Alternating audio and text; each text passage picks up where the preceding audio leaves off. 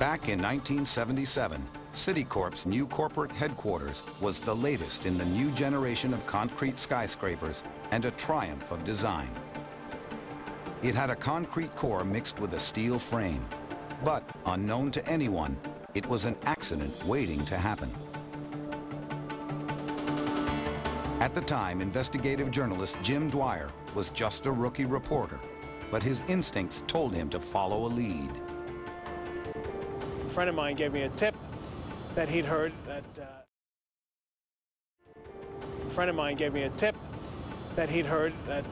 CitiCorp Tower, which was the gleaming new skyscraper built in the depth of the Depression of New York in 1970s, had actually been built with a flaw in it that made it susceptible to blowing over in high winds. Jim learned that two routine oversights might send the CitiCorp building crashing.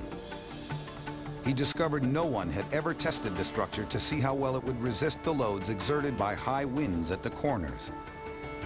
In those days, building regulations simply didn't require it. Because the tower was braced with diagonal steel beams arranged as V-shaped chevrons, they thought this wasn't a problem, but only if they were strong enough. If those chevrons were susceptible to being compromised at any point, particularly the weakest point, which is where they were joined, then the building might actually fail. One of the engineers, Leslie Robertson, had a meeting with the bankers. He was asked by one of the bankers, he says, "You're not telling us, Mr. Robertson, that this building, this brand new building, is going to fall down, are you?" And he said, "Gentlemen, if the wind blows," and he had a clipboard in his hand and went.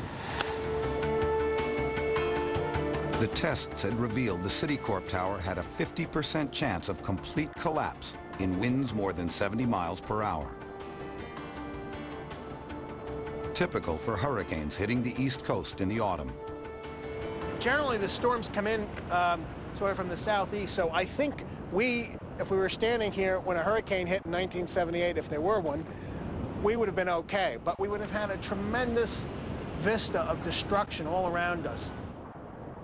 The discovery had been made in July, meaning engineers had just weeks before the onset of hurricane season to strengthen the tower.